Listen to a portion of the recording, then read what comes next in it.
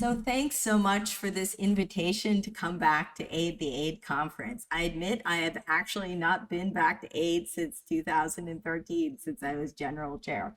And the reason I haven't been back is because my own PhD students love this conference so much.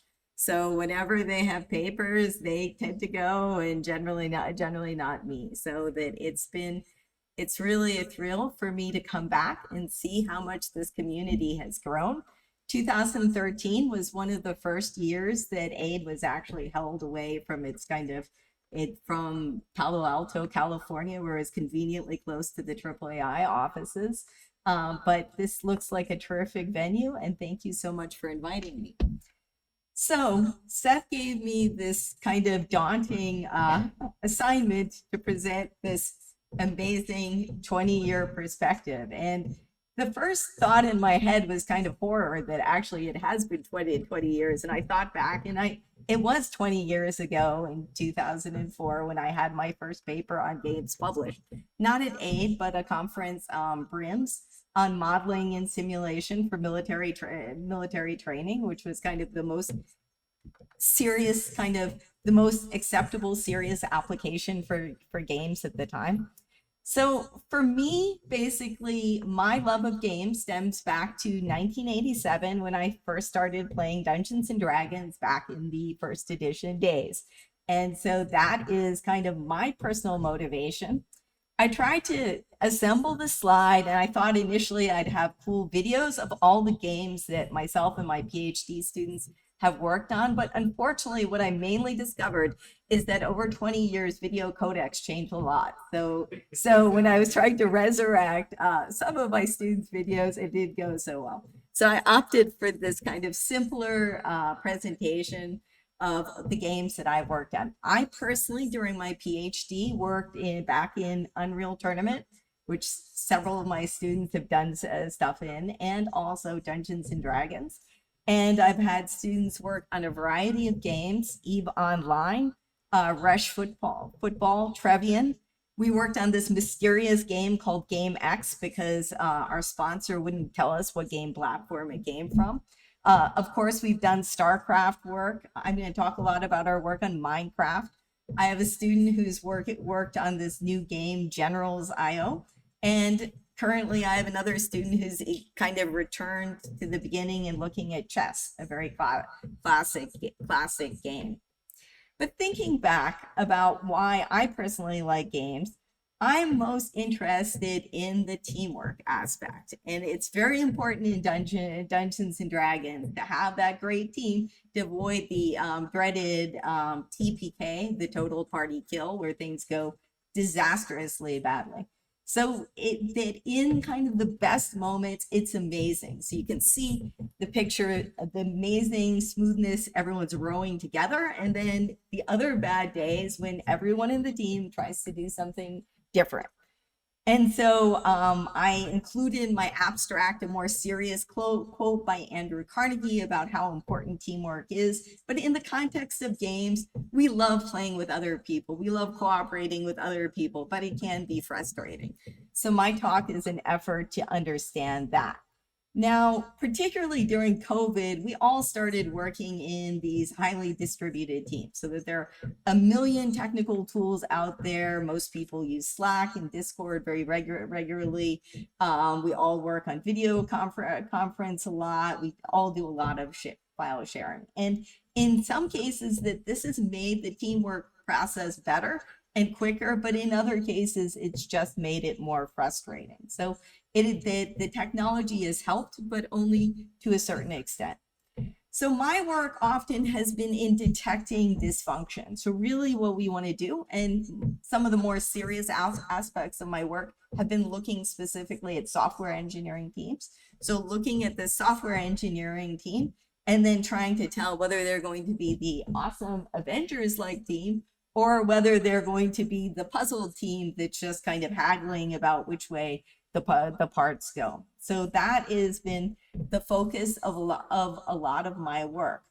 Now, for my more serious talks, I talk about really the importance of teams for these very serious applications, for military, for surgical surgical teams, and for software engineering teams. But for the gaming community, kind of one incident that highlights the importance of avoiding these catastrophic team failures is this Leroy Jenkins video, which I won't show because it's kind of profane. And Seth and I were discussing this, that it was, I guess, a semi-staged incident, so not really a organic incidents where someone did this. But in the video, if you go back and take a look, that what happens is you have a large group of players very intently discussing their whole very detailed plan for attacking this dungeon in World of Warcraft, that they had to do it very carefully and specifically such that the monsters wouldn't wake up and that they could kill the monsters first.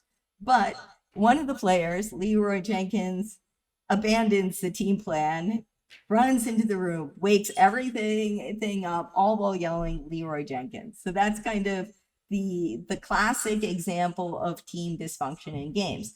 Now, all of us have experienced that level of frustration when we work with other people, not necessarily at the Leroy Jenkins level, but at the level of, I have no idea why that person did that thing. So games are one venue that we see this kind of behavior. They're an excellent forum for studying this kind of behavior.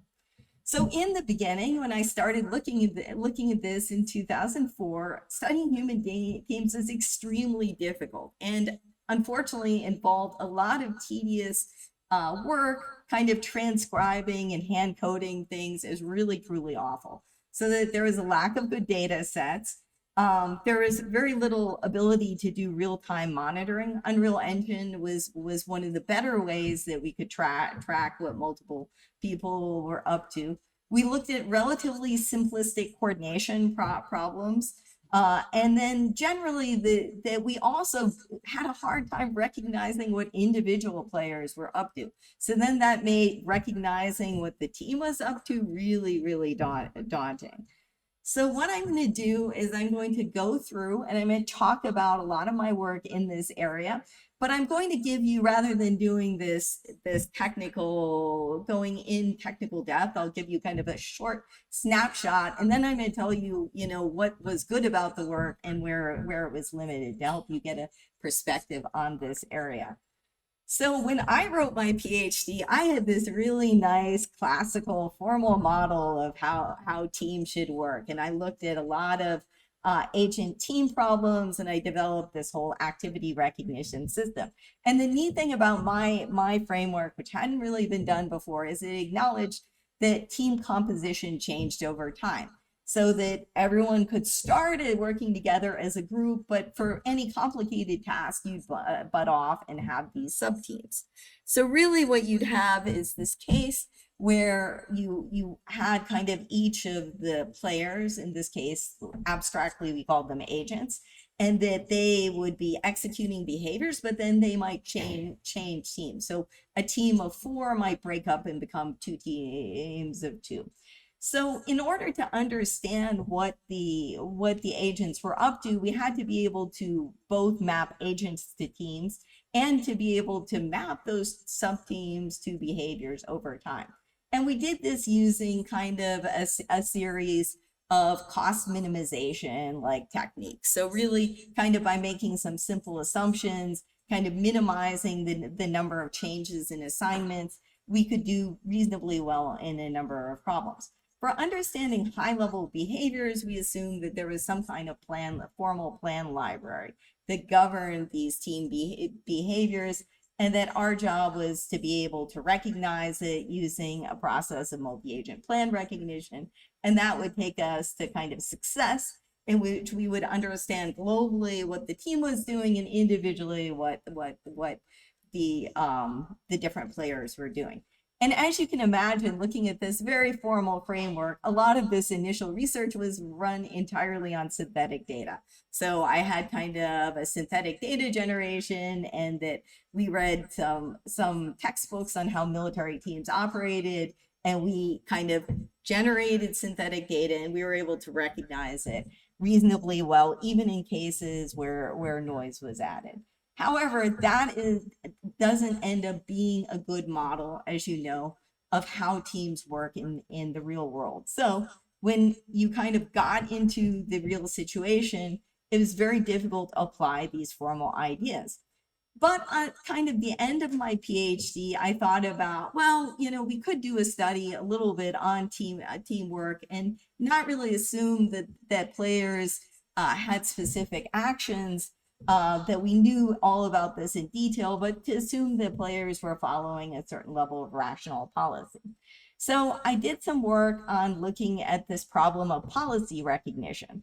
So at that point, Dungeons and Dragons itself was moving into this more formal taxonomy of rules of things like strikers, defenders, and so on. So in this case, what we did was we took human players, we ran them through a scenario adapted from the 2016 D Open Championship, and kind of a simple dragon fighting scenario but one that we handed out specific policies to players in the scenario, tell them that they had to assume this role, and we gave them this choice of these 6 characters with different levels of offensive, defensive, magic, and stealth. Now, different character types are better suited for playing different policies, but it's not kind of necessarily a thing that the player that's actually a good striker is actually fulfilling the role in the time.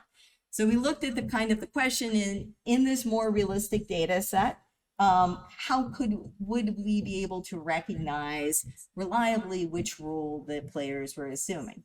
And that was something that we were able to do. We used the Dempster-Schaefer model of evidential reasoning, kind of an old school like alternative to Bayesian reasoning that enables you to calculate lower bounds and upper bounds. And kind of the main thing to take away from the graphs is kind of you can see that our belief that players are assuming different roles changes over time. We start out with this high level of uncertainty in the evidence, and we can end up being pretty confident by time step 8 in the combat what role the different players were playing. So very, very simple, but done with a real data set, which we collected for the project. So as I said, the big limitation are players were assigned a role at the beginning of the scenario, and they weren't allowed to switch roles. So therefore, as you became more confident, you didn't have the problem that they would switch away. The data set was logged manually from in-person game observations. The actions were recoded prior to the application of the machine learning classifier. So rather than giving it all possible spells and things you could cast, we reclassified the spells. And it was kind of and that even though it worked well for this simplistic policy thing, not a really good fit for my formal plan recognition framework. So what I realized is what we needed was a better test bed for studying these problems. So at that point, I graduated, got my PhD, moved to UCF, and acquired an amazing resource called PhD Students.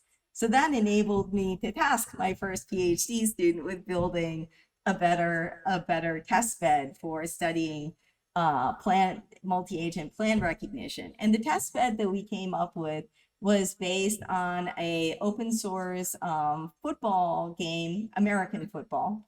So Rush Football. And this was a very simple game that was already being used by other people. We pulled it up and looked at it in the context of team planning. And football and the military are probably the 2 domains that this very formal plan recognition model fits, that people actually enter and start with a plan in mind. We did all sorts of experiments with the Rush Football simulator, and we used it to study both opponent modeling and team coordination. And in particular, kind of, can you still maintain team coordination if you would like to dynamically change what the team is doing to react to the opponent? So we created a dynamic version of the original Rush Football simulator.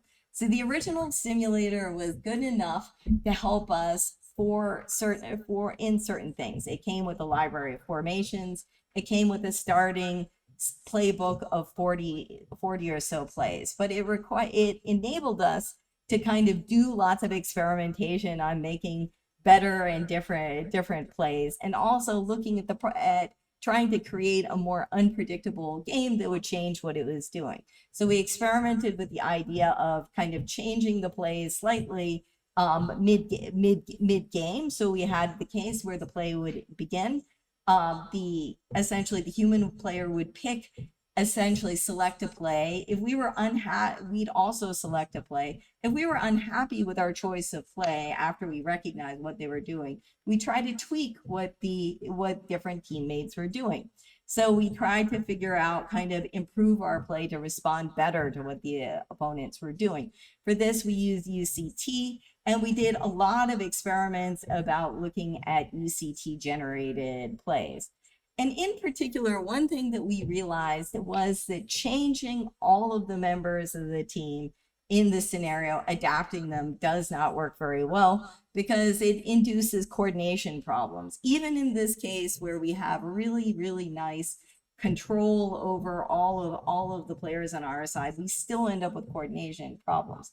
So we looked at this idea of just tweaking the behavior of a few key players, identifying the subset in the team that we could change that would give us kind of the highest bang for our buck. That if we left what most of the players were doing alone, but identified this key subset and then changed what they were doing, we discovered that we could improve our performance that way.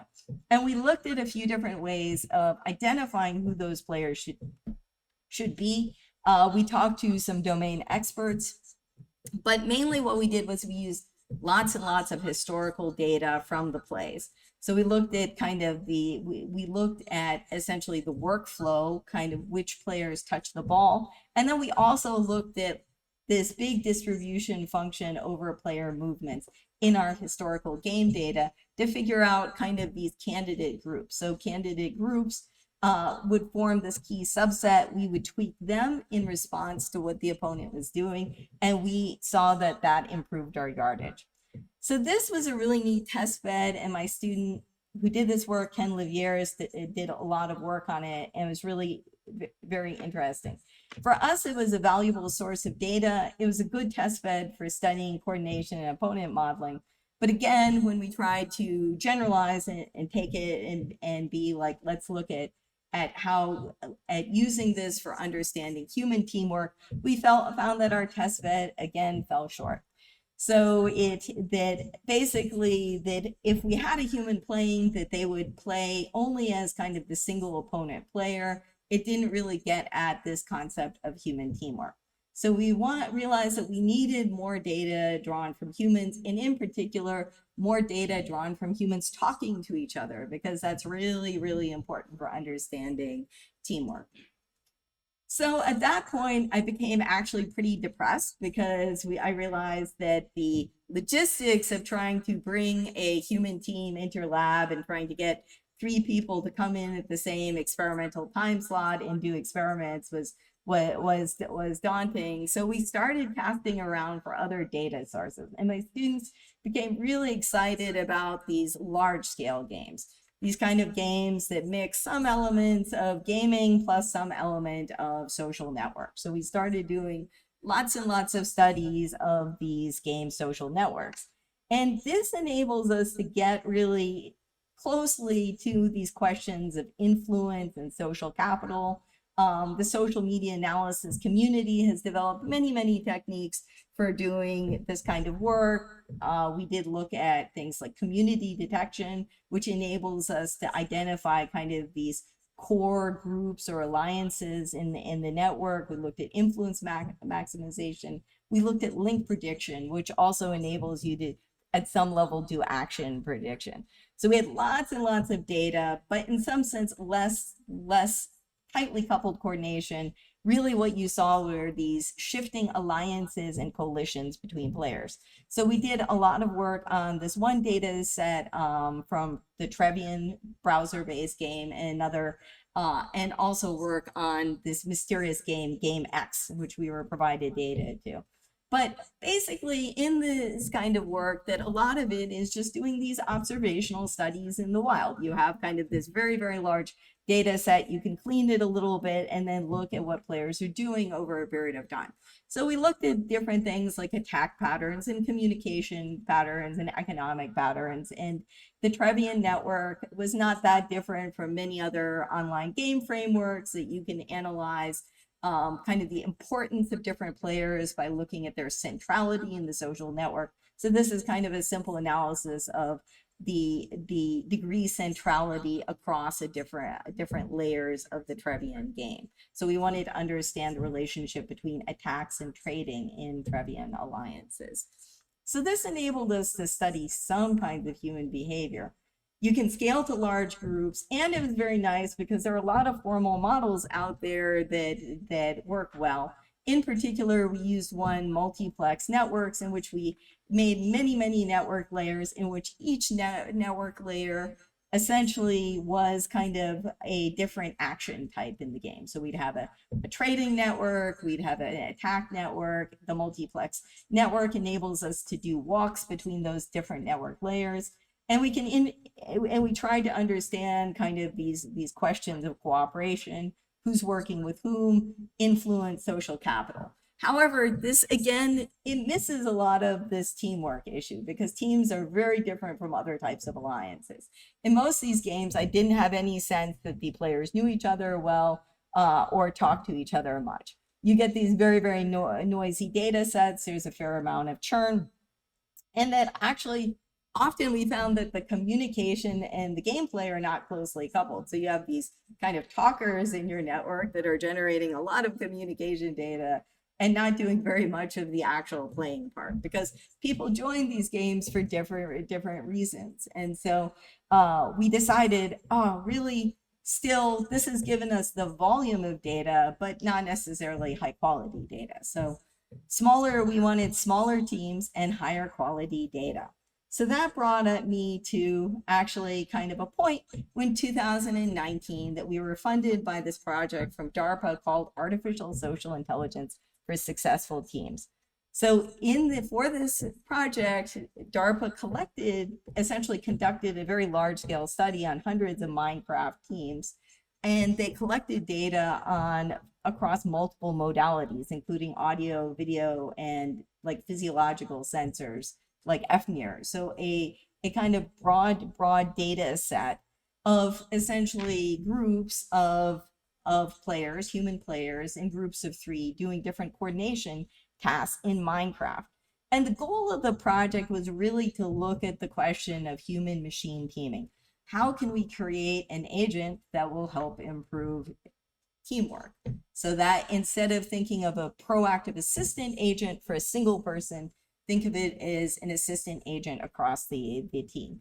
There was other questions about, do these psychological theories of team cognition apply to human machine teams? But kind of the goal, kind of the grand challenge was creating socially intelligent agents capable of exhibiting theory of mind. So that was the challenge. We started working on this in 2019, and finally we did get a lot of data. So I will try to walk over there and play my video.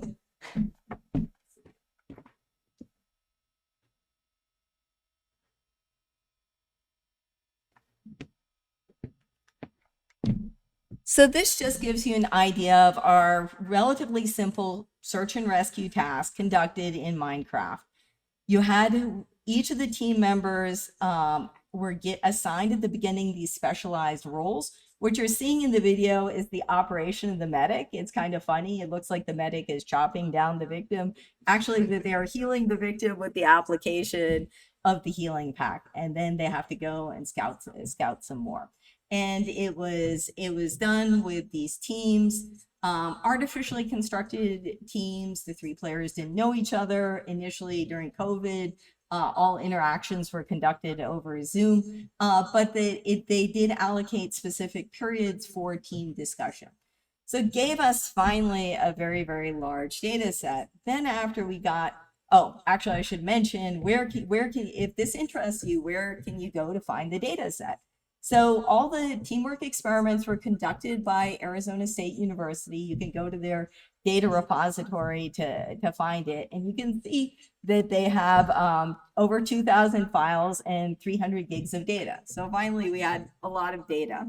And then we realized, we have a problem. Maybe our analytic techniques haven't quite kept up with the volume of data. So we spent the next few years trying to come up with new analytic techniques, and that we needed to come up with techniques that the insights, that we could handle this multimodal data, and that the insights would potentially be useful for these AI agents. So that began kind of the work of a couple of PhD student dissertations. The first thing that you might obviously do, assuming that you want a coaching agent lurking there in the background to kind of helpfully prod people into doing things, is to understand where does the team stand right now. And with this search and rescue task, you kind of had at least some sense of score in terms of the victims that they're rescuing, a little bit in terms of the map that they're covering. And what we wanted to do was to come up with a mechanism that we could run in real time and predict team performance. So we came up with a fairly straightforward application of spatial temporal graph convolutional networks, where we create a graph convolutional network that takes data from those three players, essentially weights kind of it by the distances between the players, and uses that as the representation to feed into our classification system, which actually we ended up doing something very, very simple, where we're looking at whether that they're scoring better or worse than expected. And what we ended up doing, kind of the main thing that we found was valuable, was that we were able to use the field of view player data. So it became very important what players were looking at. We were able to feed that information about what objects were in the player's view into our graph convolutional network. And that ended up being a very useful predictor of how they were doing, because if they were looking at useful things, then it indicated that they were doing well. So we did the standard bake-off, where we showed kind of our model versus a number of other competitor models. So we were able to use that and presented that, okay, this is something an AI agent could use. However, it doesn't really kind of get narrowly into kind of why the players aren't doing well. So we did a lot of work on sequence mining. So this is the work of my student Samine Sadat, and she looked at the question of motif discovery, and we invented some new algorithms for contrast motif discovery. And I'll go into more detail on this because I think it's a very useful tool. And it's something that you can apply on a lot of different problems. Essentially, we look at the question about if you have groups of these kind of long sequences, how do you find out really what makes one sequence different from another? And it's useful for a few different things. First of all, if you wanted to build this kind of more formal plan recognition, play recognition model, that you can use this motif discovery to extract these low-level event sequences that are important and use that as the core for your more formal model. We also kind of did these human subject studies in which we looked at trying to identify differences between groups. So in cases we already knew that we had two different separate groups, we tried to look at collaborative, non-collaborative data, and then high-performing and low-performing. And we used a few different data sets for this. We used the assist data set, but we also got this fantastic data set, KeepCraft, and that was a very valuable tool for starting our work in this area. So thinking about what goes into a Minecraft event sequence. So you have, of course, lots and lots of movement data, but you have kind of these actions that the player is taking, breaking blocks, placing, things like that. So our goal is to be able to dive into these event sequences and pull out what's important. So thinking about other kinds of ways of looking at recognizing patterns, of course, from introductory computer science courses, you're all bored to tears with the substring detection methods, which enable you to identify contiguous exact matches. Sequential patterns are more powerful because they enable you to have gaps in the matches, The motif is somewhere in between. It's short, like a substring, it's contiguous, but it enables you to have non-exact matches. And this is a tool that's commonly used in bioinformatics, and we wanted to see, could we use it here? And so we used a data structure called a matrix profile, and this was how we kind of represented the sequences. So this is a toy example of our matrix profile. We take the sequence, so the sequences at the top, 1, 2, 3, 4, are example sequences in our data. For each of the sequences, we create this set of candidate subsequences or motifs at a specific window length. In this case, we use a window length of 3. We essentially, from the first sequence, you can see that we extracted all of these small 3-element motifs. Then we look and see how well they match to the sequence by sliding it along. When you get a distance of 0, you can see it's a good match. Basically, in the matrix profile is representing essentially the distances between this, but across all of these sequences in your data set.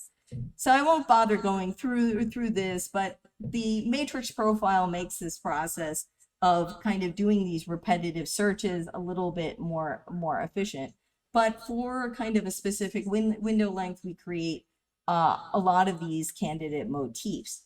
Then what we do is contrast mining. We're trying, of course, there are a lot of frequently occurring sequences, but we need to find out which ones are meaningful. The simplest way to do this is through just statistical testing. And kind of what I'll say is that kind of the big difference, and people ask, how is this different from classification? In classification, you have attributes and you want to find the category. In this case, we already have the category. We know which players did well or did poorly at the end. We knew which players collaborated or didn't collaborate. Then we wanted to go back in time and figure out why, what made things different.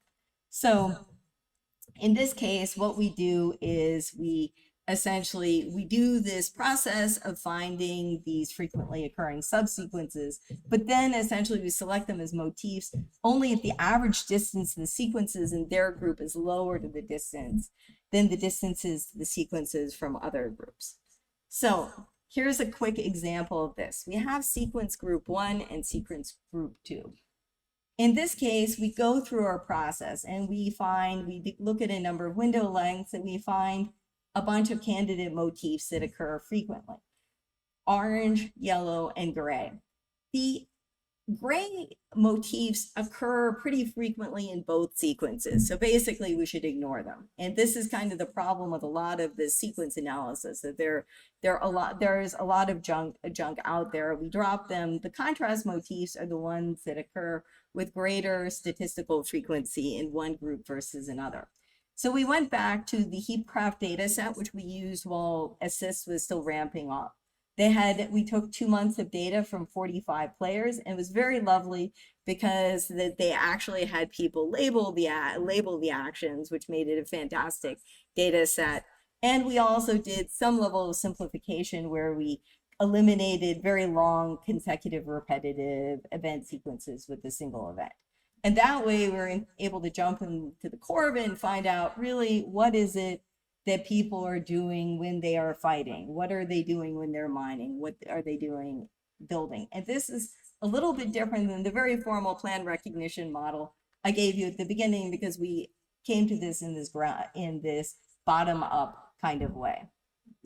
So unsurprisingly, there are a lot of different possibilities for fighting, lots of different variations. We found kind of 7 different commonly used variations, a couple of different mining and building things, but actually exploration ended up being not something that yielded any contrast motif. So in this detection technique, it's possible that you find that certain behaviors have nothing that especially distinguishes them from other things.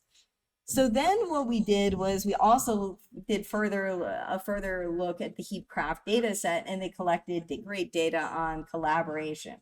And there's lots of opportunities to collaborate in playing Minecraft in a free-form way. You can build together, you can do practice fighting, And essentially, we're able to create a collaboration graph.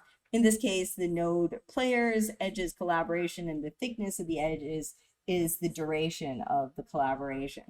So what we did was we looked, and again, did our division of our data. So we looked at the highly collaborative players who are collaborated more than 90% of the players, and then we looked at how they differed from the other players. So the interesting thing, and this might not surprise you, is that the behavior shared by the highly collaborative players is the fight action.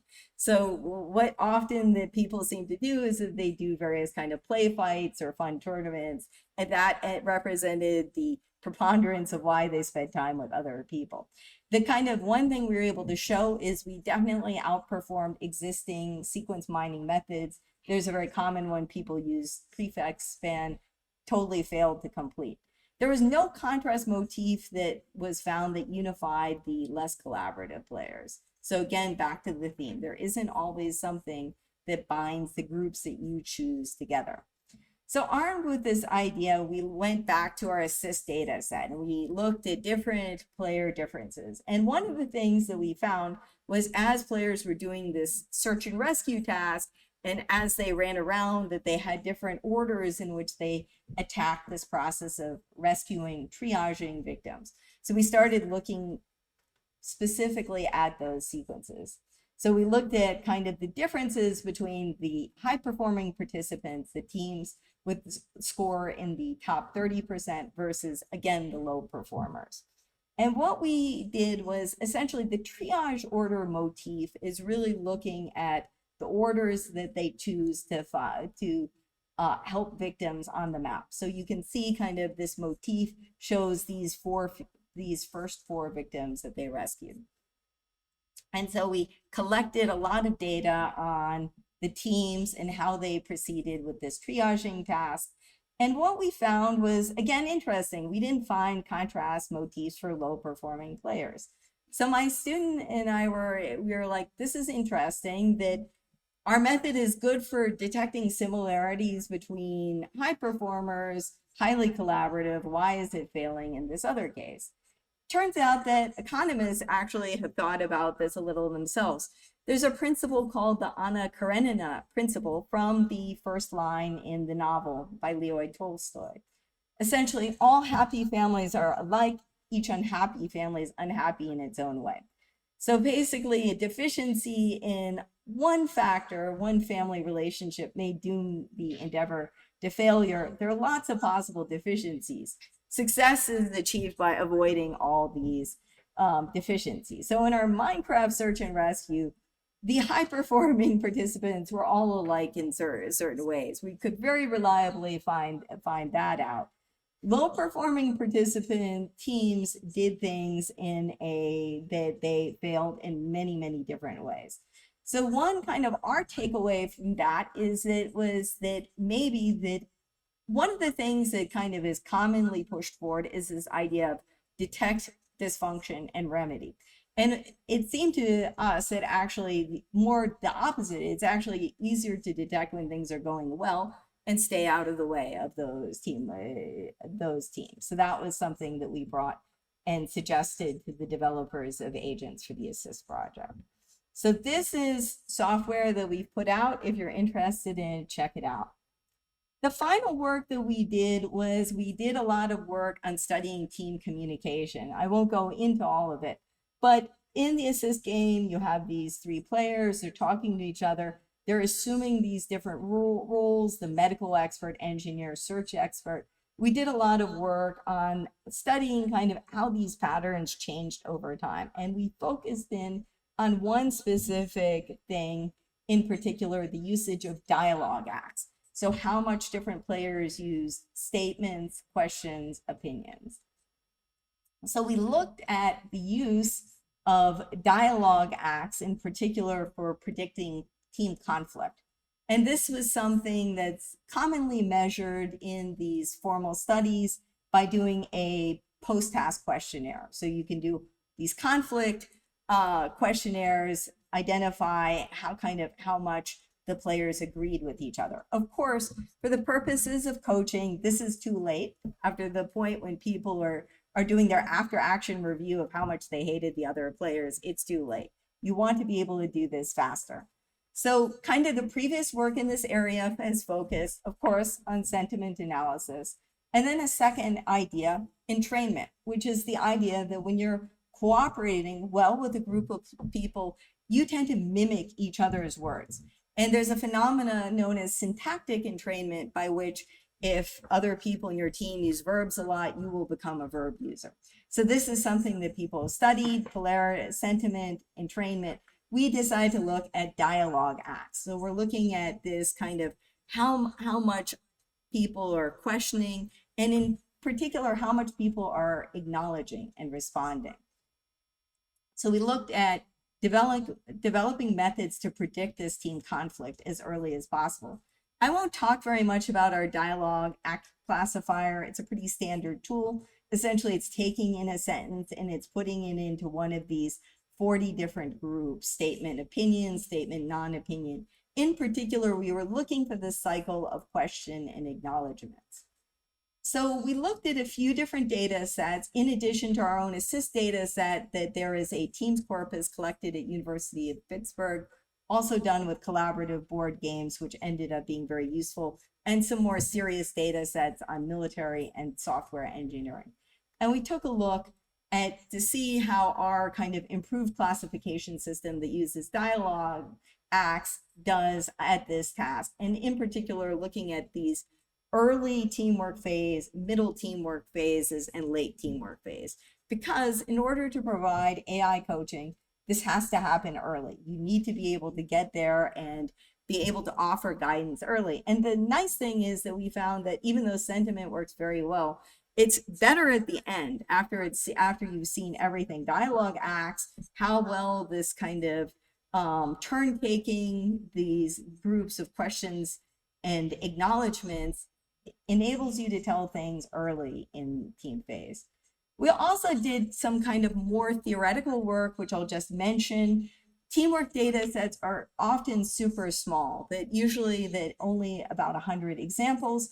We looked at the question of, can you train models on teams in kind of coordinating on one task? Let's say GitHub, software engineering. How much do those classifiers generalize to other kinds of tasks? And we showed that by basing our representation around dialogue acts, our embedding ended up being more generalizable than commonly used text embeddings, such as, let's say, BERT, which was one of the bake-off things that we used. So in this domain adaptation task, we learned models on kind of one team data set, and then we evaluated on a different one. And we think that you definitely need a model that has some level of generalization. And this was something that we looked at. We looked at meta learning, but basically we found that our dialogue act classifier essentially improved the performance of our conflict prediction and was good at this domain adaptation. So the code for this is available at my PhD student Aisha's GitHub repository.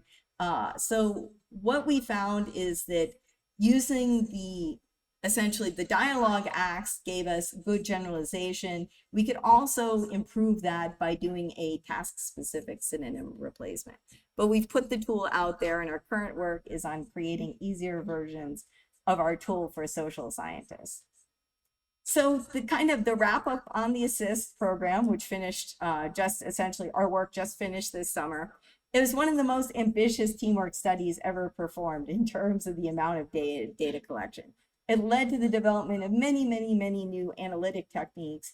Some great work done at Carnegie Mellon, USC, University of Arizona, lots of performers on this project. This is a volume that I edited that you can take a look at if interests you. The key problem that we found, our best techniques were suitable for after action reviews. So when it came to helping these proactive assistant agents, a lot of these teamwork insights unfortunately came too late in the process. So there's definitely still a lot of exciting work out there, which kind of brings us to where to now. And I know that, that looking back at the past is supposed to be valuable, but I generally find my PhD students are the best for looking forward in the future. And of course, all of them are busily working on large language models. And I think we're going to be hearing some great papers at the conference on that. So large language models, multimodal large language models, more versatile at performing language tasks than specialized models.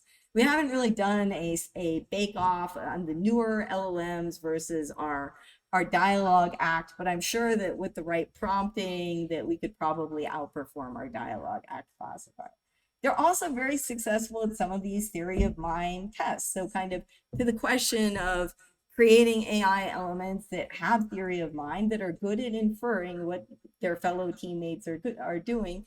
For some cases, it's been shown that LLMs are very good at, and there's also work at using them to program other AI agents.